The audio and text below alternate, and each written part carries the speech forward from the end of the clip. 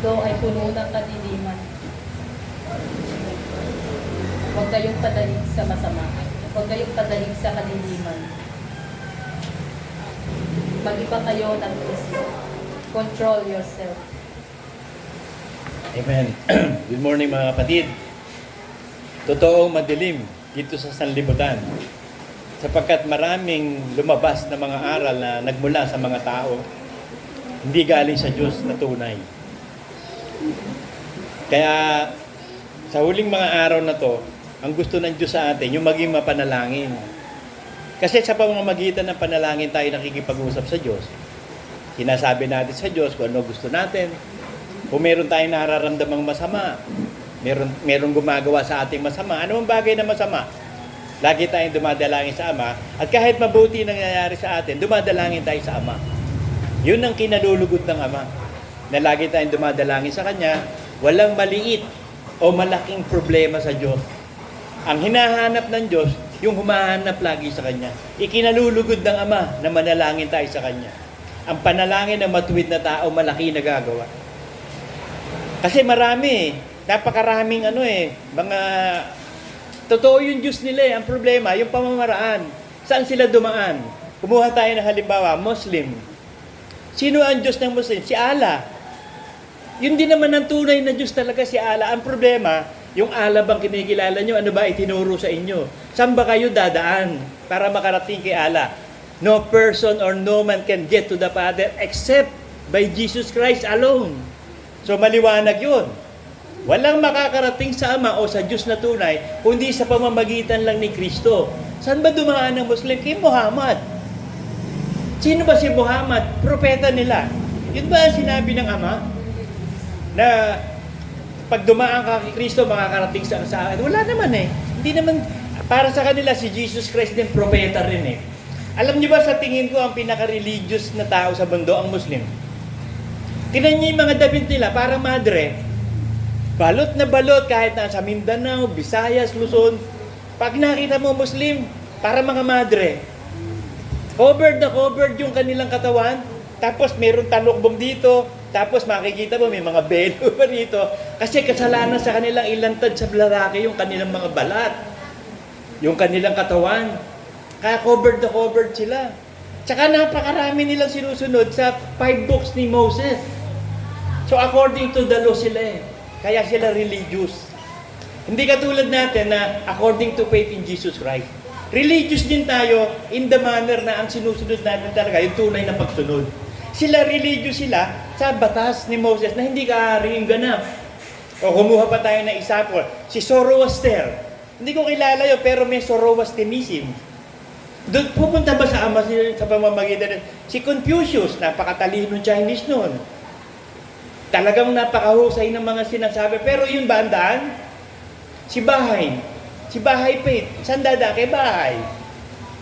Pumunta tayo ngayon dito sa Pilipinas, Iglesia ni Cristo. Saan dadaan? Dumaan sila kay Cristo na tao. Paano kayo liligtas kung tao? Paano makakapagligtas ng tao? Diyos lang ang pwede magligtas. Tama na sana yung daan nila, di ba? Problema, gumana yung kaisipan nila. Hindi yung kaisipan ng Diyos. O Roman Catholic. Tama na din sana si Jesus Christ. Ang problema, dumaan din sila sa idols. Sinabi ba ni Kristo, gumawa ka ng idol at sumamba ka? Oh. Lately, yung sino tong pope na to? Nakalimutan ko, sabi niya, hindi totoo limbo. Hanggang sa namatay namatay after that proclamation na hindi daw totoo limbo. Siguro na-realize niya, mali eh.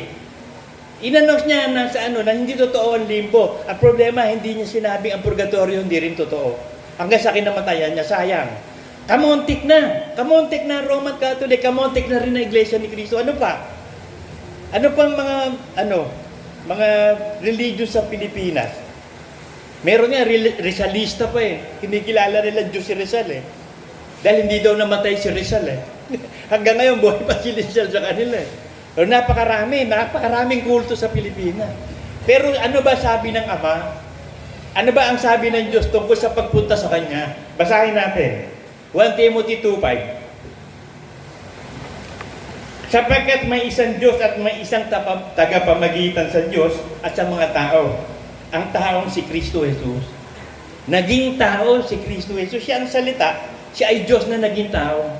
Kasi kailangan maging tao kasi ililigtas ang tao eh. Kung aso tayo, di magiging aso yun. Kaya nga pinasulat sa tao ang Biblia. Bakit? Tao kasi ang kailangan maligtas eh. Kaya tao rin ang ginamit magsulat. Pero galing sa Diyos. So ngayon ang tanong, tayo ba ay na kay Kristo na? May allegiance na ba tayo kay Kristo? Dumadaan na ba tayo sa Panginoong Jesus? Ang sinusunod na ba natin yung New Testament? Hindi na yung Old Testament. New Testament na, utos na ni Kristo. Hindi nakautosan ni Moses para ariin tayong ganap. So, didinggin ang panalangin mo. Kasi kinakailangan tama yung yung condition mo pag nagpe-pray ka, kailangan tanggapin ng Ama yung prayer natin. Hindi naman lahat ng nananalangin tinatanggap ng Ama. Bakit? Mali yung dinadaanan eh. Example, ito simpleng example. Example ko to kay Daniel. Sabi niya, Daddy, ano sinasabi mo si Jesus Christ ang daan? Ito, simpleng analogy. Halimbawa, pupunta ako sa Quiapo.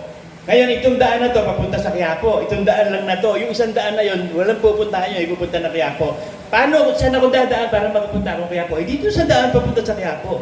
O, di ba simple? Sino ba yung daan papunta sa Ama? Si Kristo. Dinadaan ka lang kay Kristo. Pag hindi ka kay Jesus Christ dumaan, paano ka makakapunta dun sa Quiapo? Di ba hindi? Oo nga. O, di naintindihan mo agad. So, ang makakapunta lang sa Diyos o sa Ama, yung dadaan kay Kristo. He is the way, the truth, and the life eh. No one can get through the Father except by me. So, relative degree yun. Super na yun. Except na eh. So, si Jesus Christ lang ang pwedeng daanan. So, kinakailangan, meron kang allegiance kay Jesus Christ, nasa iyo si Jesus Christ. Kailangan manahan sa iyo ang salita. At ibinigay ang Espiritu Santo para makapanahan ang salita sa atin. Kasi hindi makakapanahan si Jesus Christ kung wala ang Espiritu Santo.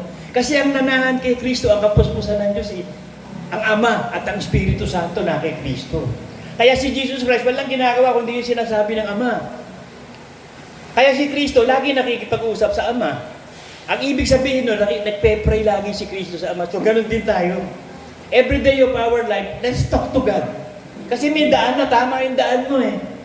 Makakarating ka eh. Bakit? Si Kristo eh. Kaya pag nagpe-pray tayo, Ama, sa pangalan po ng Panginoong Hesus. Pag sinabi sa pangalan ng Panginoong Hesus, sa kaparaanan ni Kristo. So, ang paraan si Kristo. Kaya sinusunod natin ang mga salita ng Diyos, nakakarating tayo sa Diyos, sa Ama. So, nasusulat sa aklat ng buhay yun. Lahat ng pagsunod natin, dumaan tayo kay Kristo, nasusulat sa aklat ng buhay yun. Bubuksan yung aklat ng buhay doon, hindi na tayo makatulad. Bakit? Si Kristo yung makikita doon sa aklat ng buhay mo eh. Ang dinaanan mo si Kristo, paano kakatulan ng Ama?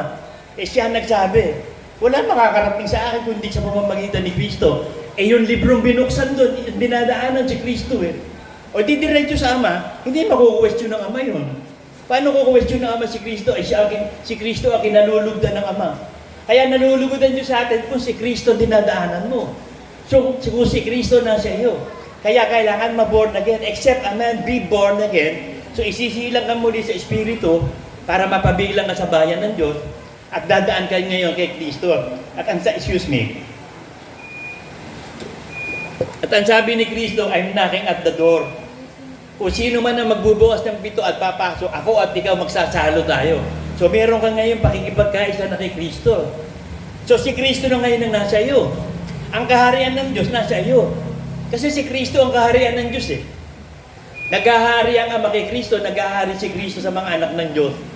At yun ay nasa puso mo.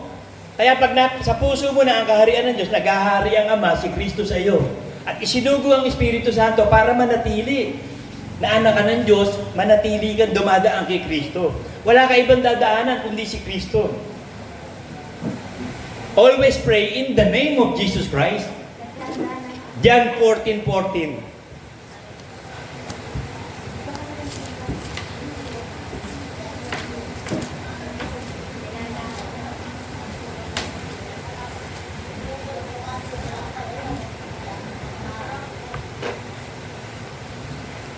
Kung kayo'y magsihingi ng anuman sa pangalan ko, yaon ang aking gagawin.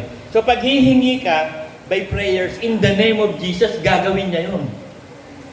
Kasi kailangan mamagitan siya sa Ama. Kasi papayag lang ang Ama pag si Kristo namamagitan. Ang namamagitan si Gautama Buddha, paano papayagan ng Ama? Pwede bang i-disrespect ng Ama ang Panginoong Isus na kinalulugdan niya. Si Gautama Buddha ba kinalulugdan? Si Confucius ba kinalulugdan? Yung Papa ba kinalulugdan? Yung mga pinuno ng relihiyon na yan, kinalulugdan ba ng Diyos yan? Kalulugdan sila kung dadaan sila kay Kristo. Dumaan ba? Sila yung naging daan Imbis na si Kristo ang daan, sila pumalit na daan. Papunta saan ngayon yun? Makapagliligtas ba ang tao sa tao? Hindi. Ang Diyos lang makakapagligtas.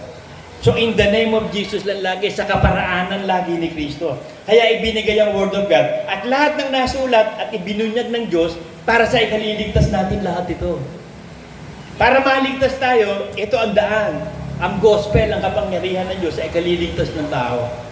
Walang ibang paraan na binigay ang Ama, kundi sa pamamagitan lang ni Kristo. So, nasosolve ba natin yun? Kasama pa tayo ni Kristo, nasa atin si Kristo. Pag nagpe-pray ba tayo in the name of Jesus, makakarating sa Ama ang prayer mo, didinggin ka. We must have a clean heart. Kailangan malinis ang puso mo. Lagi kang banal. Ang ginawa ng Diyos, binanal na tayo. So, malinis na tayo. Banal na, nilinis na tayo kaso nadudumihan pa. Pag tumapa ka sa mundo, sa lupa, maraming alikabok dyan. O meron pang kasalanan na pwedeng magawa tayo. Kaya maglilinisan tayo ng paa. Huwag tayo magsisisihan. Hindi sinabi ng Diyos na magsisihan kayo. Ang sinabi ng Diyos, magpanalanginan kayo sa isa't isa. Pray one to another and your sins shall be forgiven. Pray to one another, lilinisin ang lahat ng kasalanan. Kasi pag kinukonfess mo rin ang kasalanan mo sa kapatid mo, nalilinis ka na You are confessing that to God. Inaamin mo na kasalanan mo, hihingi ka ng tawad. So pag humihingi ka ng tawad, nililinis ka ng Diyos. So malinis ka ngayon, pwedeng dinggin ng Ama panalangin mo. Kasi nasa iyo si Kristo, dumaan ka pa in the name of Jesus Christ. Tapos malinis ka pa. Pasok yung panalangin mo, didinggin ng Diyos. Sabi sa Psalm 66:18.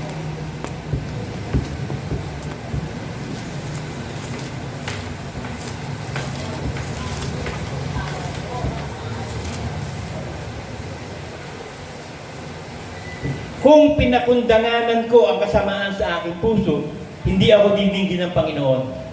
So kung ang mananatili daw ang kasalanan mo, hindi ka didinggin ng Panginoon. So para dinggin ka ng Panginoon, alisin mo yung kasalanan sa buhay mo, i-confess mo. Pag na-confess mo, paniwalaan mo, tinaniwalaan mo, pinatawad ka ng Diyos, layuan mo. Lumayo ka sa kasalanan. So didinggin ng Diyos ang prayer mo. So, nasa iyo si Kristo, dumaan ka in the name of Jesus, at tapos malinis ka. Siguradong ang prayer natin, didinggin ng Diyos. 1 John 1:9.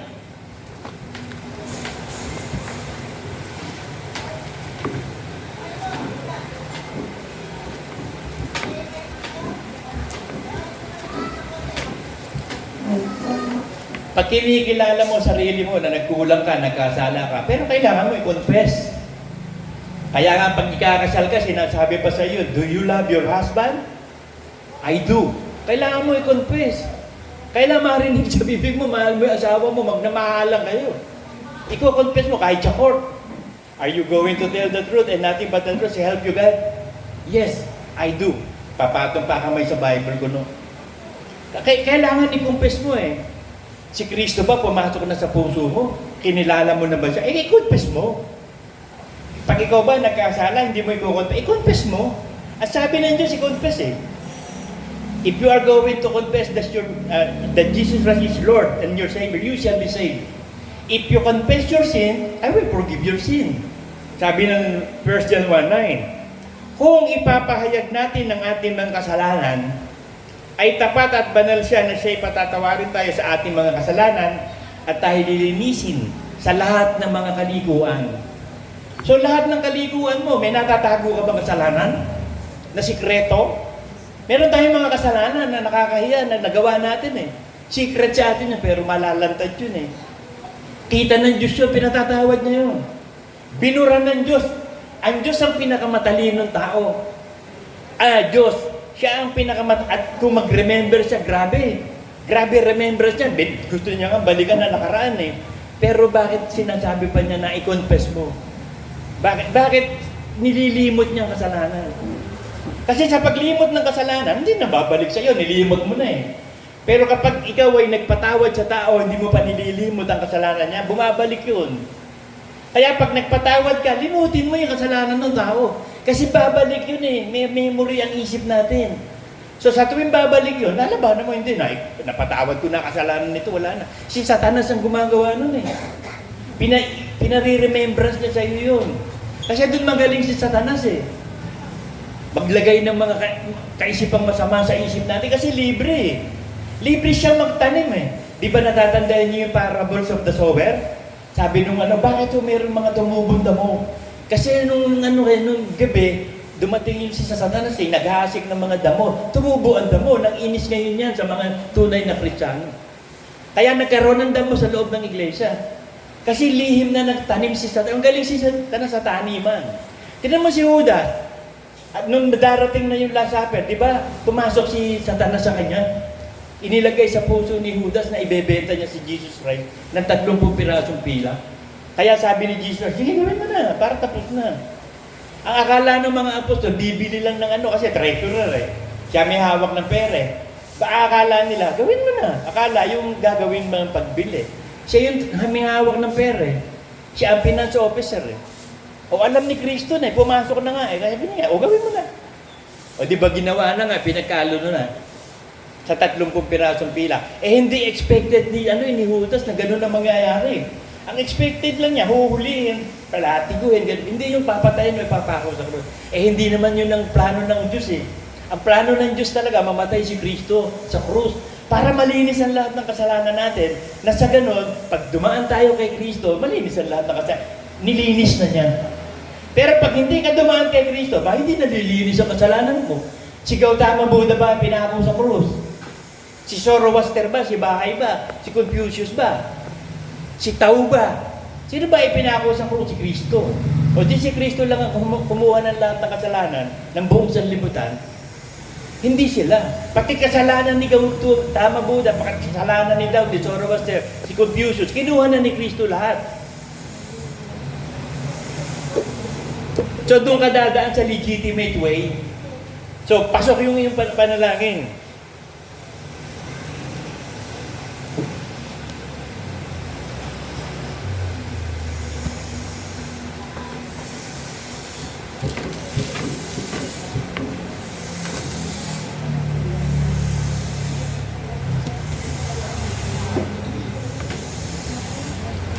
At kailangan forgiving tayo. Lagi tayo nagpapatawad. Kasi pag halimbawa, may pagkukulang ang nanay mo, tatay mo, kapatid mo, asawa mo, mga anak mo sa iyo, hindi mo pinatawad, magpe-pray ka, hindi ka rin patatawarin, hindi didingkin ang prayer mo. May kasalanan ka eh. Hindi ka nagpapatawad. Para patawarin ka, magpatawad ka.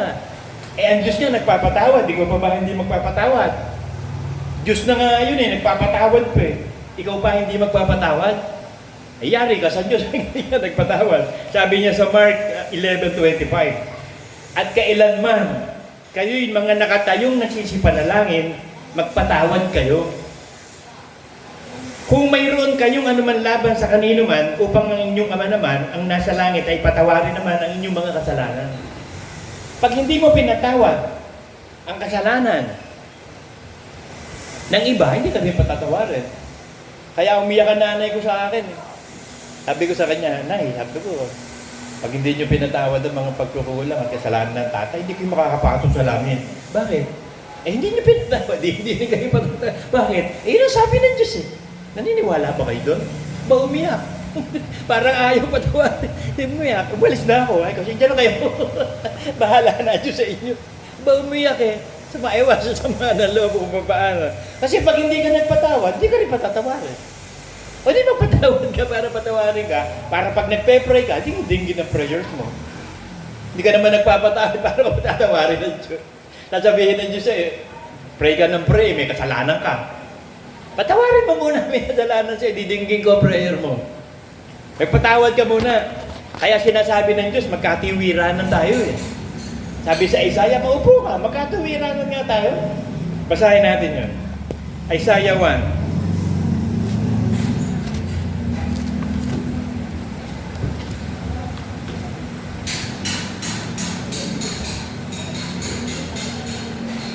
Isaiah 1:18. Magsiparito kayo ngayon at tayo magkatuwiranan. So, let's talk. Sit down. Face-to-face talk tayo. Pwede na allowed na ngayon. Face-to-face talk na tayo. Sabi ng Panginoon, bagamat ang inyong kasalanan maging tila mapula, ay magiging mapuputi na parang nyebe. Bagamat maging mapulang gaya ng natingkad na pula, magiging parang balahibo ng tupa. Yung tupang nalinis, kasi may mga tupa, dumi eh. Kulay gray na nga, hindi na kulay puti eh. Pero ang talagang kulay ng tupa, puti talaga. Yung nyebe, colorless ng tubig eh. Kaya naging puti ang nyebe, tinamaan ng liwanag. Pag walang liwanag yun, colorless yun. Pero pag nagkaroon ng light, kulay puti siya. So yung light ang gumagawa ng mga color eh. Yung black, hindi naman color yun eh. Bakit? Absence of light. Wala naman liwanag, kaya black. Kaya hindi kino-consider na color yung black. There is no light in black. So yung green, bakit naging green yun? O yung rainbow, dun mo makikita yung prism. Pag tinamaan ng araw, makikita mo, lumalabas ang lahat ng kulay. Yung mga prime colors, secondary colors, lumalabas sa rainbow. Ganda-ganda. Eh, yun ang pirma ng Diyos eh.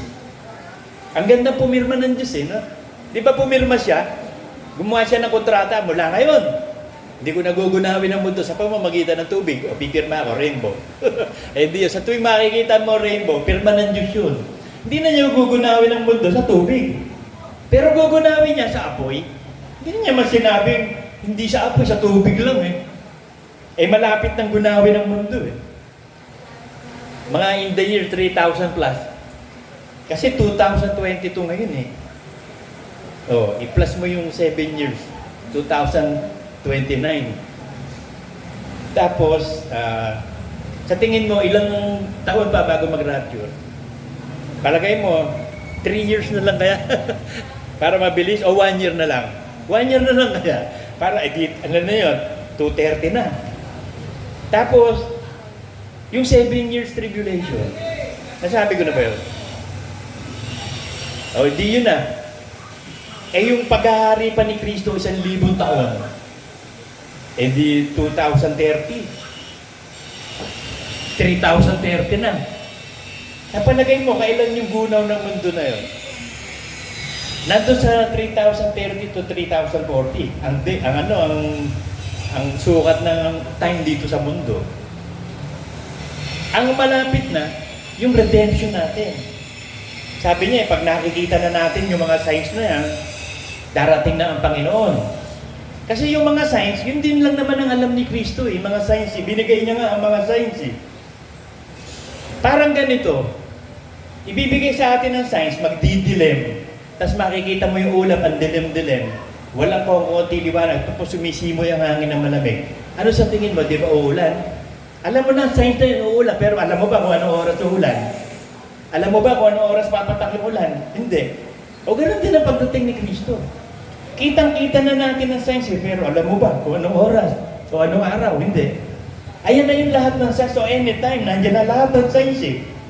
At ako nagtataka ngayon, alam nyo bakit? Ang Diyos pag pumapatay ngayon, puro sakit lang. Kahit makita mo, kawawang mga tao na mamatay sakit na bakit? Nakatandaan na mamatay eh. Eh maaari walang sakit yun eh. Kasi magsasaka, malakas eh. Ang kinakain ng puro gulay, prutas, isda. Hindi nagkakakain ng mga baboy tsaka baka yun. Tsaka wala naman restaurant doon, nakakain ng ice cream o ng cake o yung matatamis na chocolate. Talagang purely kinakain nila doon. Talagang good diet eh. Prutas, gulay, isda eh. Eh ba't namatay? Sa pamamagitan ng kidlat, bakit? Eh nakatadhaan na mamatay eh. Kahit nga walang ginagawa ang tao, kapag nakatadhaan ng mamatay, mamamatay eh. Katulad ng barkada ng anak ko si Jembo. Pinapanood sa akin yung dyan lang sa Market Avenue, humaharurot yung kotse, may nabangga. Yung tao na yun, na barkada niya, hindi naman lalabas, lumabas lang, nagmotor eh. Kasi may aanuhin lang, mayroon para siyang aasikasuhin lang. Yung gabing yun, nagpapahinga na, ayaw na palabasin ng asawa eh. Pero nagpumilit lumaba, eh nung pala, wala namang ginagawa yun. Nagmumotor lang yun, biglang may humarurot na lasing na nag-drive. Napanood ko nga doon sa video, pinanood ko yung pinadala ni Jembo, tinumbok yung isang motor. Nung pala, ang nabunggo, yung isang pang motor, hindi naman nakita sa video yun. Patay yun. Patay yung tao, pero hindi lalabas yun, pinipigilan pa lumabas. Pero ba't namatay? Takda na niya mamamatay. So, nakatakda ang araw ng kamatayan at ang araw ng kapanganakan.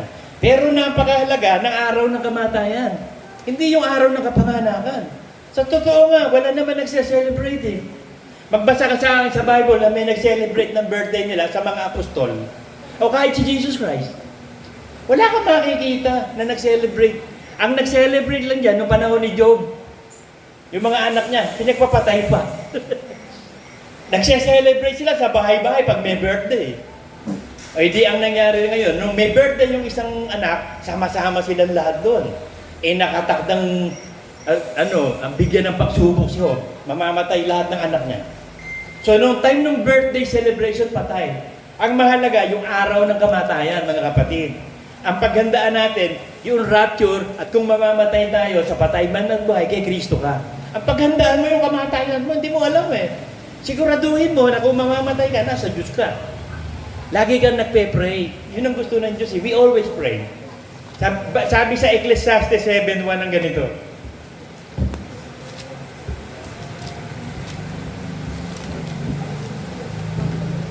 Ang mabuting pangalan ay maigi kaysa mahalagang ungguwento. Yung ungguwento, mga pabango yan eh. Alam niyo ba na napakamahal ng ungguwento? Kaya nga sabi ni Judas kay Mary, ano ba naman yung pag-aaksa yan na yan? Pwede sanang mabenta yung pabango na yan. Maipamigay natin sa mahihirap. Akala mo, nagkukunwaring mabait eh. No? Sinisitan niya yung ginagawa kay Kristo. Sabi ni Kristo sa kanya, hindi naman ako laging kasama ni, niya eh. Kaya niya ginagawa. At saka hindi mawawala mahirap. Laging may mahirap. Kasi kung walang mahirap, ano yun? Puro tayo mayaman? Eh di wala magtatrabaho. Yung mayaman, hindi naman papayag na maging empleyado yun. Kapitalista yun, mayaman yun eh. Eh kung mahirap, empleyado. Oh, sabi ni Judas, mabibenta pa to eh. Pinakikialaman mo siya kung ano ginagawa sa akin. Pakialamero to si Judas eh. Ang kaarawan ng kamatayan ay maigi kaysa ang kaarawan ng kapanganakan. So mas mabuting paghandaan yung araw ng kamatayan kaysa araw ng kapanganakan. Kaya walang ninong, walang ninang. Ayaw nga ng Diyos nyo may celebrate mo yung kapanganakan eh. Pero ang tao, ginawa ng Diyos ang tao na matuwid eh. Kaya lang gumawa ng maraming imbensyon, kaso mama. Lahat ng ipinanganganak ng mga sanggol bata, sa langit pupunta yan, malinis yan eh. Banal yan eh. Nagiging madumi yan pag tagal ng panahon, pag nakakaisip. Kasi pag nakakaisip na, gumagawa na ng sariling imbensyon. Kasi we are created in the image of God eh. God is a creator. Kaya ang tao, creator din eh. Ang masama, yung pagka-creator niya kontra sa Diyos. Kaya kita mo, mayroong mga nagko-compose ng kanta. Creator tayo eh. May mga artist nakakagawa ng magandang art. Nakaka-invento sila ng kung ano-anong creation nila. Kasi ang pagkakalisa sa atin in the image of God, the Creator. Kaya tayo creator din. Ang naging problema, nag-create ng kung ano-ano, sumama. Sabi sa sa Ecclesiastes 6:29.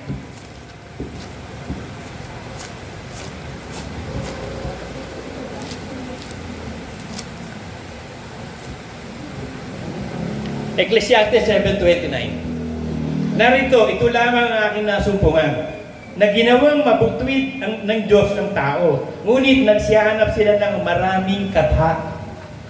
Maraming creation, maraming myths. Kaya kita nyo sa Roman mythology, Greek mythology, iginaya ng mga demonyo yung mga Diyos nila sa tunay na Diyos. Meron din silang Hades, meron silang Neptune, may Jupiter, meron silang kung ano-ano. Mga Diyos nila, si Zeus, si Apollo, si Athena. Puro mythology yan, gawa na ng isip yan ng tao na ipinasa ng mga demonyo. Nagpakita ang mga demonyo sa kanila na mga gods, they were gods. Yung mga fallen angels, they were gods. Kaya nagkaroon nga ng nagkaroon ng yung mga, si Atlas, sino pa? Si Hercules, o mga yan, demigod yan eh. Demigod kung tawagin. Kalahating tao, kalahating Diyos. Anak ng Diyos daw. Itong si Alexander the Great. Kaya kinikilala, anak daw ni yung nanay niya, ang nakipag-sex si Zeus, ang ipinganak si Alexander the Great. Kaya tiwala si Alexander the Great that he is God. Kaya ang tapang ni Alexander the Great, tsaka ang galing niya. Kasi buong faith niya na anak siya ng Diyos eh. Anak siya ni Jesus. Ganon yung mga mythology, kaya sumama ang tao. Kaya kita mo ang religion ngayon, kanya-kanya sila ng religion.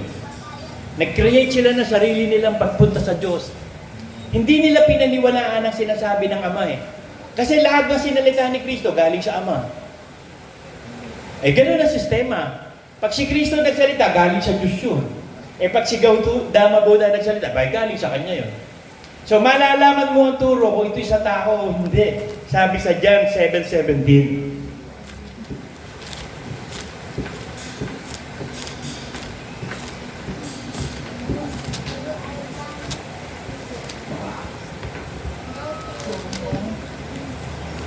Kung ang sino man tao ay nag-iibig gumawa ng kanyang kalooban, ay makikilala niya ang turo kung ito'y sa Diyos o kung ako'y nagsasalita mula sa aking sarili. So yung mga aral ng mga tao galing sa sarili niya, hindi galing sa Diyos yun. Sarili niya yun, galing sa Kanya yun. So malalaman mo lang kung sino ang sa Diyos, ang inaaral niya, aral ng Diyos. Kaya sabi ko nga, alam niyo, walang mananalong yung makikipagdebate kay Soriano, walang mananalo kay Chino. Kahit ako, hindi ako mananalo dun eh. Bakit? Hindi naman papayag nito sa sasabihin ko eh. Hindi naman magpapatalo dun eh. Kahit sino magaling na Amerikano, tapat mo, hindi mananalo. Bakit? Kabisado ni Soriano ang buong Bible. Kahit yung Old Testament, kahit yung panaghoy, Diyos ko po. Kahit yung history, kabisado. Ang galing ng utak niya, kabisado niya dahil yun ang talagang profession niya. Sinabi naman niya eh. Gusto niya makipagdebate at para manalo siya, kabisaduhin niya Bible. Hindi na siya nag-high school, hindi na siya nag-college. Pagkatapos ng high school niya, nagbasa na lang siya at kinabisado niya. Para pag lumaban siya ng debate, talo kalaban. Ang purpose niya, kabisaduhin ng Bible para talo kalaban sa debate. Sino man nanalo sa kanya? Tama yung purpose niya. Isinugo ba siya ng Diyos? Yun ang tanong dun eh. Naayon ba sa Bible ang ginagawa niya? Si Kristo ba ang dinadaanan niya o siya rin, sarili niya rin kaisipan? Pero pagdating sa debate, walang mananalo. Talo. Kahit saan magpunta si Soriano, pag may nakadebate, talo. At saka napakagaling ng utak nito kasi ang ginagawa niya, kumukuha siya ng mga factual events. Yung mga factual events, yung nakasulat sa encyclopedia, na isulat na ng mga reporter na talagang totoo, factual. May fact-checking si Soriano eh. Kaya pag nagsalita siya, kukuha siya ng mga factual events. Ikakabit sa sinabi niya, kumbisido ka talaga na tama. Kasi factual siya eh. Realistic yung pagtuturo niya, Bible-based na, may factual events pa. Sino mananalo doon? Mananalo ka ba doon? Kaya pagdating dyan, tinanong ako ng anak ko, Daddy, palagay mo si Soriano, ligtas ba? Oo, ligtas yun. Naniniwala ako, bakit? Sumampalataya siya kay Kristo eh. Kasi wala namang perfect na church, nagkakamali din tayo. Kahit si Brother Manino, nagkakamali. Tapos na itutuwid lang ng Diyos. Wala talagang perfect church. Maaring sa sobrang galing lang nito, pero si Kristo pa rin naman ang dinadaanan niya. Sabi ng Panginoong Jesus na, sino man tumawag sa aking pangalan, sino man sumasampalataya, even in my name shall be saved. Sabi ko, ako naniniwala ligtas. Kasi wala siyang basis kundi Bible. Ang problema lang, sa sobrang galing, nagdagdag, nagbawas. Yun ang hindi ko na alam. Kung ililigtas ba siya ng Diyos doon? Ang nakita ko lang sa Bible, sabi, ang magturo ng maling aral ng katotohanan ng Diyos, pinakamababa sa kaharian ng Diyos. Pinakamababa pag may mali kang tinuro. O di ibig sabihin, nandun pa rin sa kaharian ng Diyos. Kaya lang, pinakamababa ka na doon. Bulok ka doon sa kaharian ng Diyos. Nandun ka sa tabi ng CR. Kasi yung mga itinuro mo, nadagdagan mo, nabawasan mo. Ewan ko ha, opinion ko lang to. Kasi hiningan ako ng opinion ng anak ko eh. Kaya ko, opinion ko, sige, ligtas yun. Ligtas si Soriano. Kasi sa totoo lang, hanga ako sa kanya, marami rin ako natututunan na hindi ko nababasa sa Bible. Natatagpuan ko dahil sa kanya. Katulad ng na ang labasan ng Diyos sa dulo daw ng langit. Tinignan ko, lumalabas ang Diyos sa dulo ng langit. Ibig sabihin, may dulo yung langit. Doon ang labasan niya. Kasi nakasulat eh. Kasi kabisado niya eh. Kaya masasagot agad. Kaya nagtatanong ka pala, may sagot na siya eh. Bakit? Parang siyang computer eh. Inputted lahat ng memory. So, i-output lang. Eh tayo hindi. Ang Diyos ang nag-i-input, ang Diyos din ang nag-output. Hindi tayo. The glory is to God. Ang kabisado yan, ang Ama, kabisado ng Espiritu Santo, ipapaalala sa atin. Kasi tayo, malilimutin na. Lalo pag tumatanda na, kakaroon ng dementia. Hindi maiiwasan na hindi tayo maging malilimutin. Kasi nga, sa tagal ng panahon, yung utak mo gumana na, yung puso mo tumibok na, ano yan, napapagod din yan, nangihina yan, mihina yan. Kaya kapag mali pagkain mo, wala kang exercise, naku, kakasakit ka. Kaya pakinakalan, alagaan eh. Kasi ang nag-iingat ng ating katawan ng Diyos. Ang Espiritu, kaluluwa at katawan, iniingatan ng Diyos.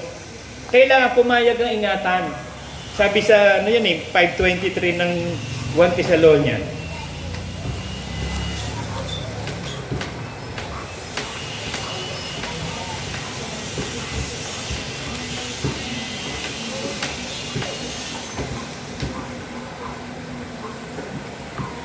At pakabanalin kayong lubos ng Diyos din ng kapayapaan at ang inyong espiritu at kaluluwa at katawan ay ingatan buo na walang kapintasan sa pagparito ng ating Panginoong Jesucristo. Kaya sinasabi ng Diyos na anuhin yung pag-ingatan niyo yung katawan niyo kasi siya nag-iingat sa katawan eh. Kaya sabi ingatan buo yung espiritu, kaluluwa at katawan. Pagparito ng Panginoong Jesus. Kasi kailangan pag-ingatan, pag hindi ka nag-ingat, delikado yung katawan na yan.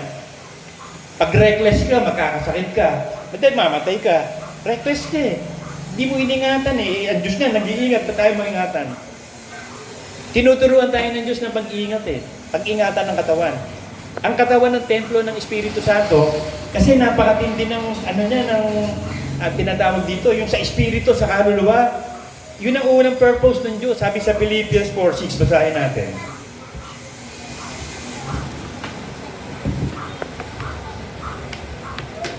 Ang nag-iingat ng ating puso at pag-iisip.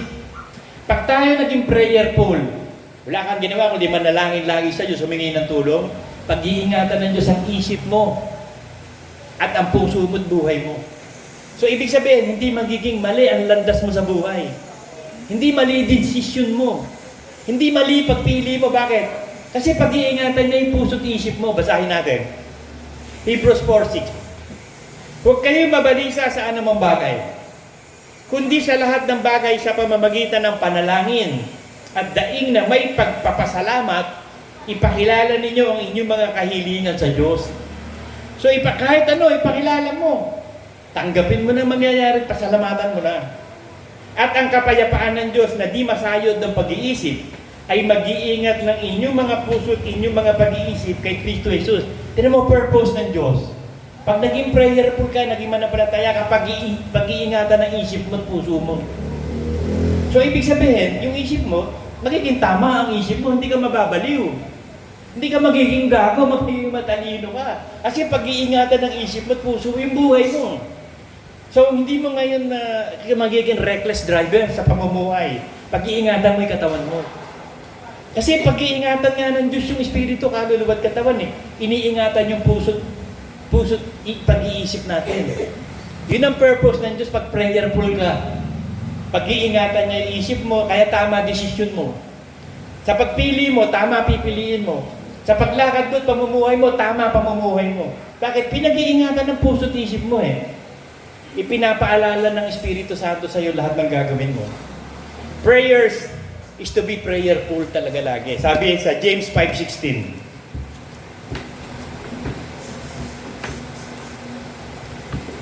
Magpahayagan nga kayo sa isa't isa ng inyong mga kasalanan at ipanalangin ng isa't isa ang bawat isa upang kayo magsigaling. So yung pala yung gusto ng Diyos para gumaling tayo sa mga sakit natin, sa mga kasalanan natin.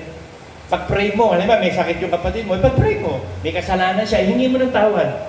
Kasi may mga kasalanan pinapatawad ng Diyos eh. Yung mga kasalanan pwedeng patawarin. May mga kasalanan hindi pinapatawad ng Diyos katulad ng blasphemy to the Holy Spirit. Pero may mga kasalanan hindi naman sa ikamamatay. Pag-pray mo yun. Yung hindi naman blasphemy to the Spirit, nakita mo kapag imbis na sisihin mo, sumbatan mo, pag-pray mo, mahalin mo. Magmahalan kayo. Pagagalingin ng Diyos lahat ng kasalanan natin. At lahat ng kamalian natin sa buhay, alisin niya. Malaki ang nagagawa ng maningas na panalangin ng isang taong matuwid. So malaki, mabigat yung ng favor ng Diyos doon, malaki. Pag matuwid ka. Kaya kapag ikaw na kay Kristo, may allegiance ka kay Kristo, magpe-pray ka in the name of Jesus sa pagkaparaanan ni Kristo, sa kaparaanan ng Espiritu Santo, dumaan ka sa daan ni Kristo. Tapos, ipag-pray mo yung gusto mong ipag-pray, dumaan ka sa pangalan ni Jesus. Tapos maging malinis ka, himingi ka lagi ng tawad. Ang importante yung confession of sin, kasi malinis na yun. Sabi nga ni Pedro, di ba? Sabi ng Panginoon, maglinisan kayo ng paa. Panginoon, huwag lang ng paa ko, pati buong katawan ko. Hindi, sabi niya. Yung nalinis na, nakapaligo na, malinis na yun. Ang nagdudumihan lang paa. Iinlis na tayo sa kumunoy eh. Wala na tayo sa kumunoy, hindi na tayo alipin ng kasalanan. Kasi pag nasa kumunoy, hindi ka makakaalis dun eh. Para makaalis ka doon, okay, binigay na kamay sa'yo, hilahin ka. Eh sino ba yung naglawit ng kamay para hilahin ka doon? Si Kristo. Inalis ka na, o di malinis ka na, pinapaligo ka. O di malinis ka, babalik ka pa ba doon sa kumunoy? Maglulublob ka na naman sa putika na parang babaeng baboy. Sabi. Magpapakabanal ka na, i-maintain mo na yung pero dudumi pa mo. Pero gawin mo yung James 5:16. Pray to one to another, confess your sin to one another. Magpahayagan kayo na inyong mga kasalanan. At kayo magsisigaling, sabi. Malaki na gagawa ng taong matuwid. Kaya kapag tayo lahat nagiging matuwid, nagpe-pray, dinidinig ng Ama sa langit, lahat ng prayer natin. Kasi si Kristo nananalangin sa Ama, prayers of the saints, dumadaan sila doon sa Ark of Covenant. Kasi sa langit, meron talagang Ark of Covenant at meron cherubims talaga doon na nagbabantay. Yung panahon ni Moses, yung ipinakita ng Ama sa kanya, yun yung Ark of Covenant sa langit, replica na ginawang solid gold. Binabalot ng ginto. Replica lang yun. Eh ngayon, nawawala na yun eh. Hindi na makita kung saan nandun. Pero sa langit, pagpunta natin doon, makikita natin. Kasi high priest si Kristo eh. Pag high priest, kailangan mayroong Ark of Covenant. Kasi nagsaservice ng high priest doon eh. At ang ginagamit niyang doon, yung mga insenso, yung prayer of the saints. Hindi na yung insenso, yung sisindihan mo, na may smoke, hindi na. Ang insenso doon, yung prayer of the saints, sabi sa Revelation. At narinig ko ang mga panalangin ng mga banal sa ilalim ng ark ng Diyos, sa arko ng Diyos. So, be prayerful tayo. Walang maliit o malaking problema. Walang maliit o malaking bagay sa Diyos. Magsanay ka manalangin araw-araw. Walang keyboard na hindi mo kinakausap ang Diyos. Kasi ang prayer is talking to God eh. Kahit nanonood ka ng TV, pwede ka naman kausapin ng Diyos eh. Kahit naglalaba ka, kahit nagpaplansya ka, hindi mo napapansin. Kahit nakaupo ka sa jeep, umuwi ka, nagpe-pray ka. Kahit nanonood ka ng TV, hindi mo napapansin, nagpe-pray ka. Tapos pag may dumating sa'yo narinig na, kailangan na pray, di ba nagpe-pray ka pa agad? Hindi mo lang napapansin yun, na prayerful ka. Yun ang hindi mo napapansin na ikaw, mapanalangin na. Ngayon, magkaroon tayo ng consciousness na talagang maging mapanalangin kasi minsan nakakalimot tayo. Na hindi tayo nakakapag-pray. Kaya mahalaga, meron time mo prayer ka. Mag-devote ka ng time talaga kung saan yung masasanay ka doon. Lagi mong gagawin yun. Ako, ang habit ko na yun eh. Ang habit ko, dati, pag natutulog ako dati, alas 10, alas 11. Ngayon eh, ang nagiging circadian rhythm ba tawag doon? Circadian cycle. Yung cycle, kasi kailangan may cycle ang pagtulog eh. Kaya ang mamahal ng bayad sa mga mga call center, bakit? Nasisira yung circadian cycle nila. Kasi kailangan kung saan anong oras ka natulog, doon ka magigising. Kailangan yun din lagi, ang routine, ang cycle ng tulog mo, para mahimbing ang tulog mo. Eh, nasisira ang circadian cycle natin pag call center ka, di ba? Dadalhin ka sa graveyard, papasok ka ng alas 9 ng gabi, uuwi ka ng halimbawa, alas 6 ng umaga, wala kang tulog ng buong sa madaling araw. Tapos bigla mababago yung schedule mo. Ano ka naman ngayon? 6 to 6 ka naman. 6 ng umaga, 6 ng hapon. Ay, di sira na tulog mo ngayon dyan. Pero mabuti naman, kung makakabalik ka dun sa circadian cycle. Kailangan masanay ka naman sa panibagong pagtulog at pagising. Kasi sinasabi ng mga psychologists na kapag nakatulog ka naman ng mahimbing, okay na yun eh. Kahit anong oras ka natulog o gumising. Basta pagising mo, okay ka. Ngayon, i-maintain mo yung circadian cycle, sinasabi. Kasi meron nga cycle, lahat ng bagay may cycle, weather, lahat ng buhay. May cycle ang buhay. Kahit nga yung baby, di ba, may cycle. 9 months bago isilang. May cycle. Yung earth, nagre-revolve around the sun for 365 days. Yung earth, nagro-rotate sa axis niya 24 hours in a day. Di ba? 7 days in a week. O, di ba? May mga cycle. Yung babae, meron kayong menstrual sa cycle, di ba? Alam mo, pagbuntis ka kasi ilang buwan na, hindi ka dinadal na. Yung cycle mo, nasira. Chichikin mo ngayon, buntis ka o hindi. Lahat ng bagay may cycle. At yung cycle na yan, ang Diyos ang gumawa. Ang Ama ang nagtakda ng cycle. Ngayon, panoorin lang natin yung ginagawa cycle. At yung cycle ng pagbaba ni Kristo, napakalapit na. Kaya ang hinihingi sa atin ng Ama, maging mapanalangin tayo. Kasi baka mamaya abutin ka ng indulto. Abutin ka doon sa kalooban. Kasi siya magtatakda. Hindi mo naabot yung takda. Delikado ka. Sabi sa 1 Acts 7.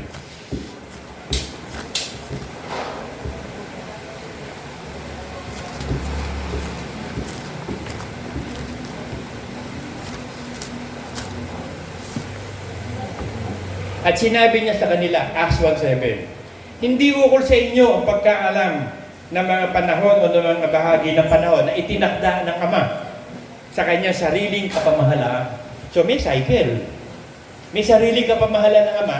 Pagdating sa ganitong period, mabababa si Kristo. Pag ganito sa ganitong period, itatatag na ngayon yung kaharian ni Kristo sa lupa. Sa ganitong period, alam ng Diyos yun eh. Pati yung pagsilang mo, sinilang ka na, itinakda ng Ama yung pagsilang mo, pati kamatayan mo. Ngayon, nababago yung kamatayan. Kasi kapag ikaw naging masunurin sa Diyos, pwede niyang dugtungan. Yun namang mamamatay na kaagad, at naging masama naman, wala pa sa kalahati, patay na. So, bagamat nagtakda siya, nasa kamay ng Ama pa rin, kung paano niya ito pamamahalaan. Kung ano babaguhin niya, idadagdag niya, ibabawas niya. Nasa kanyang kapamahalaan yun. Pero may nagtakda na siya. So, lahat tayo mamamatay, hindi lang natin alam kung kailan. Maaaring lahat din tayo hindi mamatay, hindi rin natin alam. So, we will wait for God and believe. At ang magagawa natin araw-araw, mag-pray lang lagi. Humingi tayo ng tulong lagi sa Diyos, Panginoon. I-maintain mo naman yung pananampalataya sa akin. Palakasin mo, faith ko. Lahat ng awat habang, hihingi natin sa Diyos. Kasi wala kang magagawang mabuti, kundi Diyos lang. Ang Diyos lang ang pwedeng gumawa ng mabuti. Di ba tinanong ng mayaman yun, sumabay kay Kristo? Sabi ng mayaman, Panginoon, ano po ba ang gagawin ko para ako po yung makapasok sa kalangitan ng Diyos? O nagawa mo ba yung mga utos ni Moses? Huwag kang papatay, huwag kang mangangalo niya. Huwag kang, mula pa po sa pagkabata, nagawa ko na. O, may kulang sa iyo. Bakit po? Ano kulang sa akin? Bili mo lahat ng kayamanan mo, ipamudod mo sa iya, at sumunod ka sa akin. Hindi naiintindihan nyo nung mayaman. Ang naiintindihan niya lang, mawawalan siya ng pera. Hindi niya narinig yung sinabi ni Kristo, sumunod ka sa akin. Kasi ang sinunod na niya, Old Testament eh. Lahat ng utos ni Moises lang sinunod mo. Hindi ka naman narinig sa utos ni Moses. Sa utos ni Kristo. Dadaan ka kay Kristo. Sino ba sinusunod ni Gautama Buddha? Aral ni Moses. O hindi ka narinig ganap. Sino ba sinusunod ng iba? Di aral niya, isip niya. Paano ka iligtas? At ang sinabi ni Jesus rito sa mayaman, sumunod ka sa akin. So yung pagsunod, di ba nangyari din yan kay Pedro? Nung nagkaroon ng transfiguration, ano sabi ni ng Ama sa kanya? Kasi sabi niya, Panginoon, gagawa tayo ng bahay. Yung bahay mo, bahay ni Elijah, bahay ni Moses. Kasi nakilala niya nakita niya, glorified eh. Ano sumagot yung Ama? Siya ang anak kong kinalulugan, siya ang sundin ninyo. Ano inutos ng Ama? Kay Pedro, dumaan ka kay Kristo, sumunod ka kay Kristo. Kahit nakakakita ka pa ng mga kung ano-ano kababalaghan, sumunod ka kay Kristo. Kasi darating din ang araw, hindi na rin mga kababalagan eh. Aral na lang. Wala nang masyadong kababalaghan. Lalabas lang yan sa last days. Yung kapag lalabanan na yung ipadadala sugo ng demonyo. Ipabababa si Enoch, si Moses, o si Elijah, bababa. Doon lang magkakaroon din ng kababalaghan. Ngayon hindi na. Kita niyo nung maghuling araw, si Pedro, si Pablo, ano sinasabi? Timothy, Uminom ka muna ng konting alak, lagi ka nakakasakit eh. Kaya para gumaling yung sakit sa tiyan mo, hindi na naglilihan ito. Tapos iniwan nila yung isa na may sakit pa na ikamamatay. Nakakasakit na. So, ang importante yung aral, kaya panghawakan mo mabuti yung aral. Kasi yung aral na magliligtas sa atin eh. Napaka-importante ng aral ni Kristo. Kaya yung New Testament na yun ay pinatutupad sa atin. Porque yung Old Testament tapos na yun eh. Kaya sabi, niluma ang dati, gumawa ng bago. Kung yung dati pa sana ay mabuti, hindi na sana ba gagawa ng panibago? Wala na sana ang New Testament. Old na lang. Eh hindi nga eh. Binago eh. Binago yung utos. Sample, sabi ni Moses, ang nangangalo niya, walang pagsala mamamatay, stone to death ang penalty. Ano sabi ni Kristo? Sinasabi ko sa inyo ngayon, ang tumingin lang sa babae ng may pangangalo niya, nangangalo niya na. So hindi mo kailangan mangalo niya talaga physically. Tumingin ka lang ng meron lust of the flesh, nangangalo na ka na. O yung pagpatay, sinasabi, huwag kayong papatay. Ang hindi umiibig sa kanyang kapatid, mamamatay tao na. O, pag hindi mo inibig kapatid mo, killer ka na. Eh no, kailangan killer talaga. Mas mahirap ang aral ni Kristo. Kasi yung ugat ang binubunot eh, inaalis yung kasalanan. Kasi nung araw, di naman inaalis yung kasalanan, tinatakpan. Bakit? Eh bibili ka lang ng bato-bato eh. Bibili ka lang ng ano yung mga ibon na yun? Yung mga ibon, bibili ka lang, kalapate, o kaya guya, baka. Tapos i-offering mo yun doon. Sin-offering. Tinatakpan ng kasalanan, tinatakpan, di naali. Pero nung dumating na si Kristo, yung talagang dugo ni Kristo, hindi tinatakpan ng kasalanan. Nililinis ang kasalanan. Nagpakita lang ng sample na sa pamamagitan ng dugo, ang buhay. Sa pamamagitan lang ng dugo, ang katubusan. Kaya bawal kumain ng dugo. Kasi dugo ang nagsisignify ng buhay. Napakahalaga, sacred sa Diyos ang dugo. Kaya nung araw, ngayon hindi na. Yung nilinis ng Diyos, nalinis na. Kumain kayo ng lahat ng mabibili nyo sa pamilihang bayan. Malinis na yan. Kainin ninyo, ano man gusto nyo bilhin, kainin nyo. Walang konsyensya. Nilinis na nga ang lahat. Hindi kasi yung pagkain na pumapasok sa atin ang magpapadumi sa atin. Pupunta lang yun sa esophagus, pupunta sa large intestine, tapos lalabas sa anus. Yun lang ang gagawin nung kinain mo. Eh yung sinabi mo, isang munting-munting bagay sabihin mo, magkakagulo buong pamilya. Pupunta ka lang doon sa harapan ng pulis, murahin mo. Sabihin mo doon sa pulis, fuck you. Tingnan mo ano gawin ng pulis sa'yo. Kakasuhan ka doon, disrespect to authority. Kakasuhan ka doon. So, ang sinasabi ng Diyos sa atin lagi, maging katulad tayo ng Panginoong Yesus. We always talk to God. Wala, masarap naman yun eh, yung makipag-usap ka sa Diyos. Sanay ka na makipag-usap. Ang laman ng isip mo lagi ang Diyos. Kahit ano ginagawa mo, you are talking to God. Yun ang tinatawag na prayerful. Tapos sinasabayan mo, pag may time ka, sinasabayan mo na speaking in tongues, worship in tongues. Nakakalugod tayo sa Diyos. So pagdating ng Panginoong Yesus, dadagdan tayong banal. Walang kasalanan kasi sa pakikipag-uusap mo lagi sa Diyos, lagi nandun yun, Panginoon, patawarin mo ako ha. Hindi nyo napapansin nyo, kahit wala kang kasalanan, sabi mo, patawarin mo ako, Lord. Ano man ang kasalanan ko, patawarin mo. Bakit? Napagkumbaba na espiritu mo. Meron tayong spirit of humility. Kaya sabi ng Diyos, magpakumbaba kayo, tataas kayo. Magpakumbaba tayo sa harapan ng Ama at itataas tayo sa araw ng pagliligtas ni Kristo. Amen.